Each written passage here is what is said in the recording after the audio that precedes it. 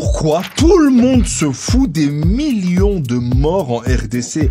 Non, parce que c'est une dinguerie comme en ce moment, on parle plus d'un casque de ski qui peut aller sur YouTube que du massacre d'une population. Du coup, on va essayer de comprendre pourquoi la communauté internationale ne fait presque rien pour la RDC.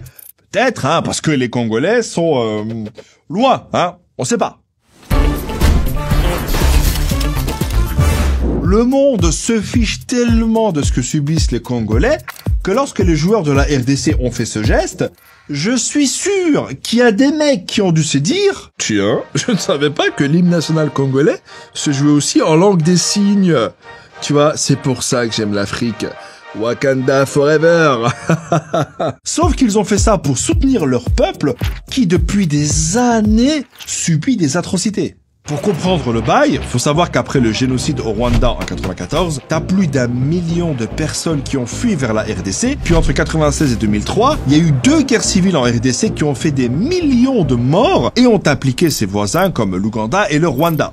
Et même si officiellement il y a plus de guerre, en vrai, depuis 2004 dans l'est du pays et surtout dans la région du Kivu, il y a encore plein de groupes armés qui font du sale. Et là, je sais qu'il y en a qui vont me dire « Mais Abdel, tu veux que je t'envoie à Brèche frère ou quoi? Dépêche-toi, dis-nous pourquoi tous ces mecs se battent. » En fait, ils se battent pour un idéal. Parce qu'ils estiment que la liberté, c'est... Non, je rigole. Ils se battent pour contrôler des ressources naturelles. Et là, j'imagine que tout le monde est choqué. Parce que ouais, la RDC est ultra riche.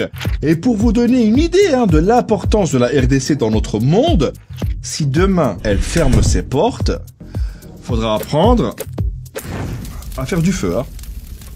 La RDC, elle a de l'or, des diamants, de l'uranium et d'autres choses que je ne sais même pas écrire. Elle abriterait aussi environ 60% des réserves mondiales de cobalt qui servent par exemple à fabriquer nos téléphones et nos ordinateurs. Du coup, c'est dingue de se dire que ce qui devrait aider la RDC est en train de la tuer. Parce que c'est pour gratter un morceau de toutes ces richesses que le sang coule. Je pense que là-bas, les ingénieurs, ils suivent pas les détecteurs de métaux, mais les groupes armés. C'est comme un GPS. Et à la place de tourner à gauche, c'est au prochain coup de feu, vous êtes arrivés. Et parmi ces groupes armés, t'as le M23 soutenu par le gouvernement rwandais. Et là, je vais vous dire un truc vraiment dingue, mais je sais pas si vous êtes prêts. Je sais pas, je vous sens pas là. Écoutez, prouvez-le-moi en vous abonnant à la chaîne.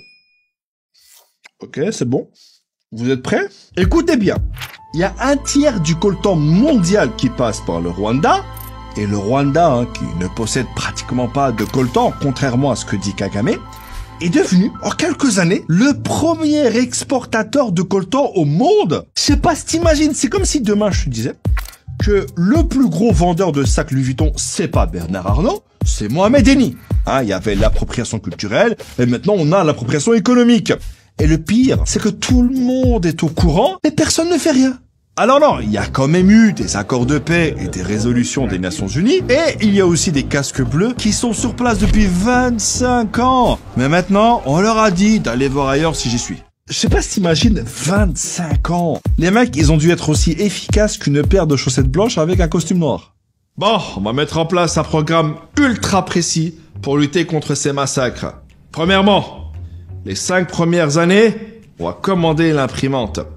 Ensuite, les 5 années suivantes, on va commander l'encre de l'imprimante. Colonel ou pas colonel? Et enfin, les 15 dernières années, on va imprimer les 15 pages qui détaillent ce qu'on doit faire. Je sais que ça représente une énorme charge de travail, mais n'oubliez pas pourquoi on est là. Focus is the mind. Ok? Et pendant ce temps, la RDC est déchirée par une rivalité entre la Chine et les États-Unis, qui d'un côté essaye de séduire le gouvernement congolais, mais d'un autre côté se rapproche du gouvernement rwandais. Du coup, t'as plus de chances de voir Zemmour à la salade du vendredi que de voir Biden ou Xi Jinping imposer des sanctions au Rwanda. Ces dernières années, t'as aussi des pays comme la France qui ont renforcé leur coopération militaire avec le Rwanda. Et malgré ça, Macron, il va en RDC donner des leçons de morale. Vous n'avez pas été capable de restaurer la souveraineté, ni militaire, ni sécuritaire, ni administrative de votre pays. C'est aussi une réalité. Il ne faut pas chercher des coupables à l'extérieur de cette affaire. Sauf que... Si, parce que même si le gouvernement rwandais continue de dire qu'il ne soutient pas le M23, il y a des preuves et des rapports de centaines de pages. Mais personne ne fait rien. Alors oui, de temps en temps, l'Union européenne et les États-Unis disent au Rwanda d'arrêter de soutenir le M23, mais gentiment. Alors que sans sanctions, ça ne sert à rien. Autant lui dire... Allez, s'il te plaît, arrête de faire ça, allez. C'est pareil, Parce qu'en attendant, le M23 gagne du terrain et les Congolais manifestent contre le fait que la communauté internationale les laisse en vue depuis tant d'années. Votre appel est important pour nous. Veuillez rester en ligne les 20 prochaines années. Et au final, on est en tout à plusieurs millions de morts, des millions de déplacés, et le viol continue d'être utilisé là-bas comme une arme de guerre. Du coup, avec tout ça, je n'ai pas de questions. J'aimerais juste dire qu'il y a un génocide qui se déroule sous nos yeux et que le silence est une forme de complicité. Ciao.